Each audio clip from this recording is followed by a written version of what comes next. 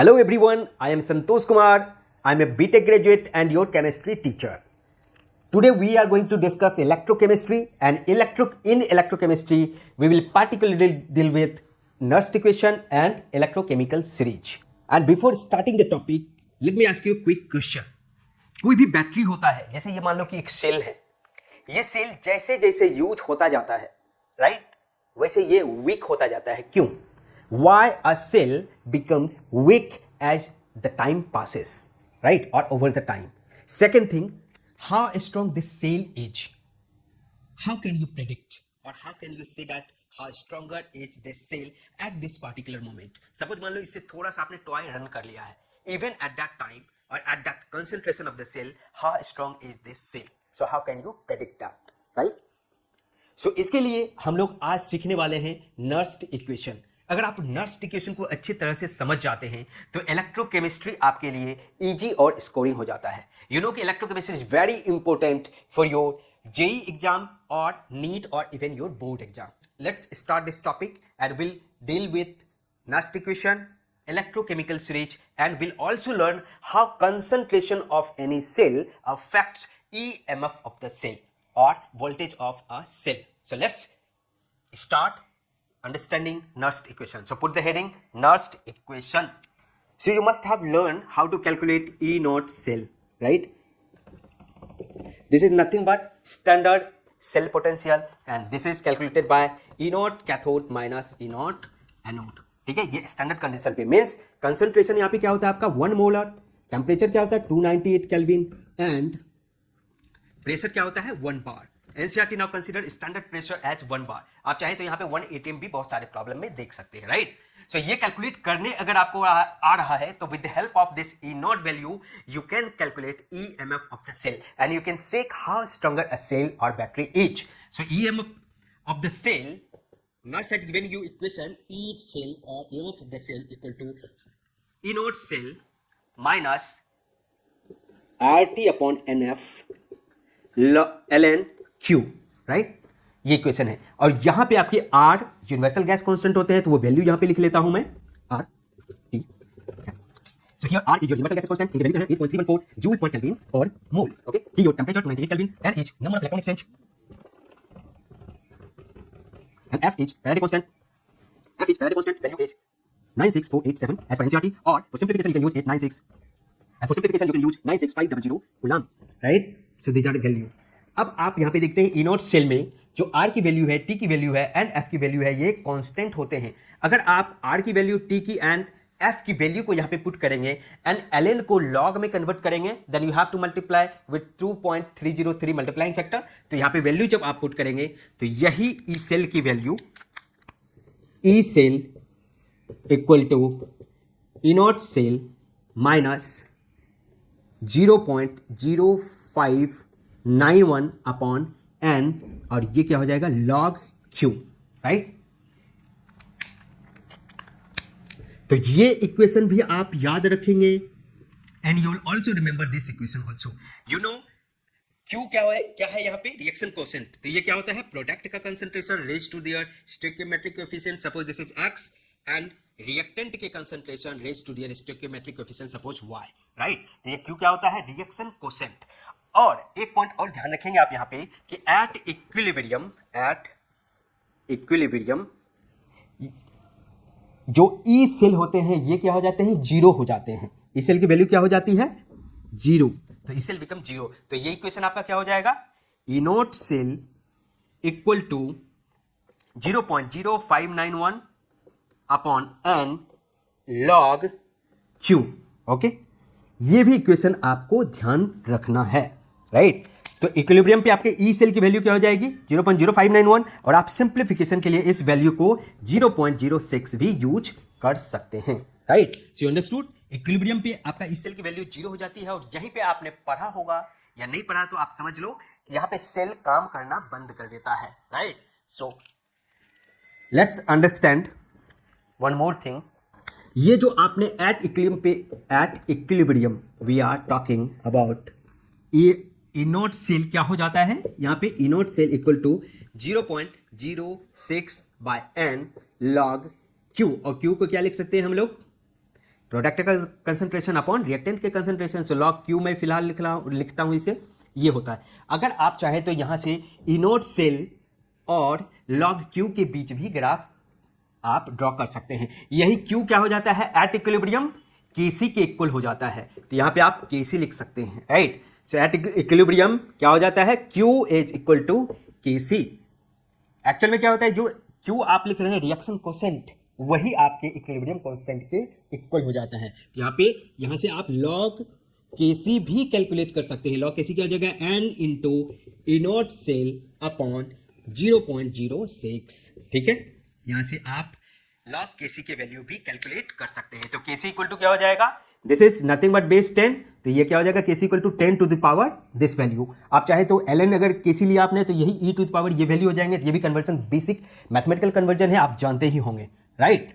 One more important point star mark करके आप लगाएंगे कि Nernst equation is applicable at complete cell also and individual electrode also, individual electrode also। तो आप EMF of cell भी calculate कर सकते हैं नर्स इक्वेशन से, नर्स इक्वेशन अप्लाई करके, जो आपने नीचे देखा है Nernst equation. Let me write here. So you know Nernst equation क्या है आपके, E cell equal to E naught cell minus 0.06 upon m log Q, okay. और नर्स इक्वेशन को आप किसी भी कंसंट्रेशन पे अप्लाई कर सकते हैं और किसी भी सेल पे अप्लाई कर सकते हैं, इंडिविजुअल इलेक्ट्रोड पे भी अप्लाई कर सकते हैं। फॉर एग्जांपल एक इक्वेशन पे मैं आपको इसे अप्लाई करके दिखाता हूं। Now let's apply Nernst equation to this cell reaction, right. आप सेल रिएक्शन लिखना जानते होंगे, रिप्रेजेंटेशन लेफ्ट में क्या होता है, ऑक्सीडेशन, एंड राइट में reduction, right. So reduction is at cathode, this is oxidation at anode, ठीक है। तो ये एनोड हो गया, ये कैथोड हो गया। इनोड सेल आपने कैलकुलेट करना ऑलरेडी सीख लिया होगा। इनोड सेल क्या होता है, E of cathode minus E of anode. तो यहाँ पे कैथोड क्या है आपके, AU। तो AU के स्टैंडर्ड इलेक्ट्रोड पोटेंशियल कितना दिया है आपका, 1.50 वोल्ट, माइनस नेगेटिव ऑफ क्या है आपके एनोड। तो नेगेटिव वैल्यू यहाँ पे ऑलरेडी दिया है, नेगेटिव क्या हो जाएगा, माइनस 0.25। तो इसे आप नेगेटिव नेगेटिव क्या हो जाएगा, पॉजिटिव, तो प्लस हो जाएंगे, तो 1.50 plus 25, this is 75 volt. E naught cell आपका निकल गया यहाँ पे, right. Now apply Nernst at Nernst equation, ठीक है। तो नर्स इक्वेशन क्या होता है आपका, E cell equal to E naught cell minus 0.06 upon n log Q. Q में क्या होता है, प्रोडक्ट का कंसंट्रेशन। तो यहाँ पे आपको पता है कि प्रोडक्ट में क्या चला जाएगा, ऑक्सीडेशन हो रहा है निकल का, तो निकल क्या हो जाएंगे प्रोडक्ट में, और एयू क्या हो जाएंगे रिएक्टेंट में। तो निकल क्या है आपका 1, ठीक है, और AU क्या है आपके 0.01, इसे आप 10 टू पावर माइनस 1 भी लिख सकते हैं। अगर आप इस इक्वेशन को बैलेंस करेंगे तो आपको निकल पे +2 है, इस पे +3 है, तो इसे आपको 3 से मल्टीप्लाई, और इसे सॉरी ये 3 है तो इसे अपोजिट 2 से मल्टीप्लाई करेंगे और इसे 3 से मल्टीप्लाई करेंगे, तो नेट इलेक्ट्रॉन एक्सचेंज आपको यहाँ से मिल जाएगा। आप चाहे तो आप सेल रिएक्शन लिख के इसे सॉल्व कर सकते हैं। तो n की वैल्यू यहाँ पे क्या हो जाएगी आपके 6 हो जाएंगे, ठीक है, ये ध्यान देंगे आपके। तो यहाँ पे कोएफिशिएंट कितना है AU के 2, तो यहाँ पे देखेंगे तो क्या पावर आ जाएगा 2, और यहाँ पे Ni के कितने हैं 3, तो इसके पावर कितने आ जाएंगे 3, ठीक है। और n की वैल्यू कितनी आ गई आपके 6, तो 6 से अगर इसे आप डिवाइड करते हैं तो क्या आ जाएगा 0.01, ओके। इनोड सेल की वैल्यू आपने कैलकुलेट कर लिया, कितना आया है ये इनोड सेल 1.75 माइनस 0.01 इंटू ये 10 पावर माइनस 2, ऊपर जाएंगे तो +2 हो जाएंगे, तो 2 यहाँ का बाहर आ जाएगा, और 10 लॉग 10 बेस 10 क्या वैल्यू होता है 1 होता है, तो उसकी वैल्यू 1 हो जाएगी। तो यहाँ पे क्या आ जाएगा आपका 1.75 माइनस 0.02, और इसे जब आप यहाँ से माइनस करेंगे तो ये क्या आ जाएगा 1.73 volt. So this is your E cell और EMF of the cell using Nernst equation, right. आपने इसे सॉल्व किया। यहाँ पे आपके कोई भी कंसंट्रेशन हो सकते हैं वेरिएबल, ठीक है, कोई भी कंडीशन आपको वेरी करके दिया जा सकता है, तो आप नर्स इक्वेशन को यूज करके EMF of the cell calculate कर सकते हैं, okay. Now let's understand how concentration affects this EMF और voltage of any cell, okay. So let's see that. So now let's see how concentration affects EMF और voltage of a cell, ठीक है। तो नर्स equation आपने देखा है क्या है, E naught E cell equal to E naught minus 0.06 upon n, n is net electron exchange, and log concentration of the product raised to their stoichiometric coefficient and concentration of reactant raised to their stoichiometric coefficient. यहाँ पे क्या बोला, इस E cell पे देखना है अगर आप किसी भी रिएक्शन में रिएक्टेंट के कंसंट्रेशन या फिर प्रोडक्ट के कंसंट्रेशन चेंज करते हैं तो ईएमएफ कॉरस्पॉन्डिंगली कैसे इंक्रीज या डिक्रीज होगा. सपोज मान लो किसी मैंने एक्स मान लिया और इसे पूरा वाई मान लिया है, तो ई सेल की वैल्यू आपके अगर एक्स की वैल्यू इंक्रीज होती है तो क्या होगा, x में से कोई बड़ा डिजिट डिक्रीज हो रहा है तो इसकी वैल्यू क्या होगी, डिक्रीज हो जाएगी. तो अगर मान लो ये प्रोडक्ट के कंसंट्रेशन आपने यहां पे बढ़ा दिया, ठीक है, तो ये वैल्यू क्या हो जाएगा, आपका बढ़ जाएगा. तो नेगेटिव में बड़े वैल्यू डिक्रीज होंगे तो ई सेल की भी वैल्यू क्या हो जाएगी, डिक्रीज हो जाएगी. तो अगर प्रोडक्ट के कंसंट्रेशन आप बढ़ाते हो तो आपका ई सेल की वैल्यू डिक्रीज होगी. अगर आप रिएक्टेंट के कंसंट्रेशन को बढ़ाते हो तो ये वैल्यू डिनोमिनेटर में है, तो इस वैल्यू को क्या करेंगे, ये वैल्यू अगर बढ़ेंगे तो ये वैल्यू को छोटा करेगा. तो यहां पे y क्या होगा, आपका छोटा हो जाएगा, डिक्रीज हो जाएगा. तो ई सेल की वैल्यू क्या हो जाएगी, इंक्रीज हो जाएगी. तो आपको पता चल गया, अगर प्रोडक्ट के कंसंट्रेशन बढ़ते हैं किसी भी सेल रिएक्शन में तो आपका वोल्टेज डिक्रीज होगा, EMF of the cell decrease होगा. अगर रिएक्टेंट के कंसंट्रेशन बढ़ते हैं तो आपके वोल्टेज या ईएमएफ इंक्रीज होंगे. तो नोट करके यहां पे लिखेंगे आप.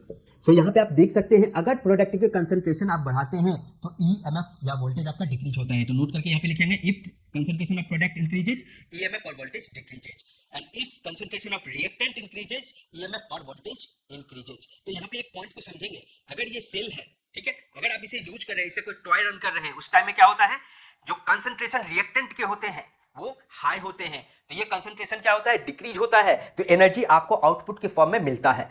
तो concentration of the reactant decreasing and concentration of the product increasing. So one time will come when both will become equal and this situation is called equilibrium. आपको पता है कि इक्विलिब्रियम पे क्या होता है, फॉरवर्ड रिएक्शन और बैकवर्ड रिएक्शन दोनों इक्वल हो जाता है, राइट. और इस कंडीशन में आपका सेल काम करना बंद कर देता है. और यहीं पे हमने लिखा था ई सेल की वैल्यू क्या आ जाती है, जीरो हो जाती है. Now let's understand electrochemical series. तो इलेक्ट्रोकेमिकल सीरीज क्यों आपको पढ़ना जरूरी है, to predict the direction of a reaction. जो रेडॉक्स रिएक्शन आपका इलेक्ट्रोकेमिस्ट्री में आप पढ़ते हैं, देखते हैं, तो उसकी डायरेक्शन को प्रेडिक्ट करते हैं आप इलेक्ट्रोकेमिकल सीरीज से. तो इलेक्ट्रोकेमिकल सीरीज में आप एसआरपी वैल्यू स्ट्रिक्टली पढ़ेंगे बिकॉज आईपेक हैज सजेस्टेड और IUPAC has told us to study SRP value. SRP value क्या होता है, स्टैंडर्ड रिडक्शन पोटेंशियल वैल्यू. तो जो आप इलेक्ट्रोकेमिकल सीरीज देखते हैं आपके एनसीईआरटी में दिया हुआ है, these are nothing but SRP value. तो स्टैंडर्ड रिडक्शन पोटेंशियल वैल्यू होते हैं. Okay, will study SRP value only. तो एसआरपी वैल्यू क्या होता है, अगर कोई इलेक्ट्रोड का एसआरपी वैल्यू जितना ज्यादा पॉजिटिव होगा वो उतने आसानी से रिड्यूस होगा, रिडक्शन उसकी उतनी आसानी से होगी. अगर एसआरपी वैल्यू जितने नेगेटिव होंगे वो उतने डिफिकल्टी से रिड्यूस होंगे, मीन्स उतने आसानी से ऑक्सीडाइज हो जाएंगे. उसकी एसओपी वैल्यू उतनी ज़्यादा होगी. पर हमें एसओपी वैल्यू यानी स्टैंडर्ड ऑक्सीडेशन पोटेंशियल डिस्कस नहीं करने हैं, तो will focus on SRP value. जितना ज़्यादा पॉजिटिव एसआरपी वैल्यू उतने आसानी से रिड्यूस होंगे, और जो जितने आसानी से रिड्यूस होगा दूसरे को उतने आसानी से ऑक्सीडाइज करेंगे. तो जिसकी एसआरपी वैल्यू जितनी ज़्यादा वो उतना ही strong oxidising agent, right. And जिसकी एसआरपी वैल्यू जितने कम वो उतना ज़्यादा स्ट्रॉन्ग रिड्यूसिंग एजेंट, क्योंकि वो उतने आसानी से ऑक्सीडाइज होगा. तो इस तरीके से इस पॉइंट को आप ध्यान रखेंगे, right. So one more point you will remember here, कि मेटल जिसकी एसआरपी वैल्यू जितनी ज्यादा हाई होगी उतने आसानी से वो रिड्यूस होगा, तो वो उतना ज्यादा स्ट्रॉन्ग ऑक्सीडाइजिंग एजेंट होगा. और जिस मेटल की एसआरपी वैल्यू जितनी कम होगी तो वो उतने आसानी से ऑक्सीडाइज होगा, और जो आसानी से ऑक्सीडाइज होगा वो स्ट्रॉन्ग रिड्यूसिंग एजेंट होगा. तो ये अपोजिट पॉइंट को आप याद रखेंगे और इसे रिलेट करेंगे. Now let's learn one trick to remember electrochemical series. So there is one mnemonics to remember electrochemical series. So कैसे आप याद रखेंगे, mnemonics is please stop calling me a zebra, instead try learning how copper saves gold. चलो इसे लिख भी लेते हैं, फिर देखते हैं कौन से मेटल को क्या वर्ड रिप्रेजेंट करते हैं. So here P is for potassium, S is sodium, C is calcium, M is magnesium, A is aluminium, zinc, iron, tin, lead, hydrogen, copper, silver and gold, right. So इस direction में अगर आप देखेंगे तो यहाँ पे इसकी रिएक्टिविटी धीरे धीरे डिक्रीज होती है. These are least reactive metal, least reactive metal and these are most reactive metal. तो जो ज्यादा रिएक्टिव मेटल होता है वो लेस रिएक्टिव मेटल को डिस्प्लेस करता है. तो याद रखेंगे ये सारे के सारे ऑक्सीडाइज आसानी से हो जाएंगे तो दूसरे को क्या करेंगे, रिड्यूस करेंगे, और ये सारे के सारे रिड्यूस आसानी से होंगे तो दूसरे को ऑक्सीडाइज आसानी से करेंगे। तो इस तरफ देखेंगे तो ये सारे के सारे स्ट्रॉन्ग ऑक्सीडाइजिंग एजेंट होंगे क्योंकि ये आसानी से रिड्यूस हो रहा है, और ये सारे के सारे रिड्यूसिंग एजेंट होंगे क्योंकि ये आसानी से ऑक्सीडाइज हो रहे हैं, राइट। तो ये भी आप ध्यान में रखेंगे। और इलेक्ट्रोकेमिकल सीरीज पे बेस्ड अगर किसी भी तरीके के क्वेश्चन आएंगे तो you can solve that using this tricks, right. ये निमोनिक्स आप याद रखेंगे, right. So now let's combine both the concept, electrochemical series and Nernst equation. Electrochemical series tell us the direction of the reaction, right? Direction of reaction, and Nernst equation tell us how to calculate EMF of the cell, right? How strong a battery is or how strong a cell is you can predict by calculating EMF of the cell. जितना EMF ज़्यादा होगा उतना ही stronger cell होगा आपका। तो यहाँ से आपने EMF कैलकुलेट करना सीखा है, okay. Now let's see the conclusion of today's video. So conclusion, what we have learn today, right. So we learn how to calculate EMF और E cell at non-standard condition, okay, using Nernst equation.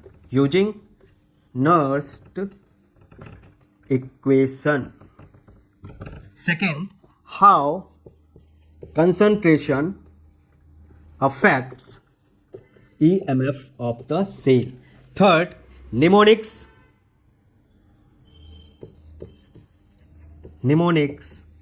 to remember electrochemical cell series.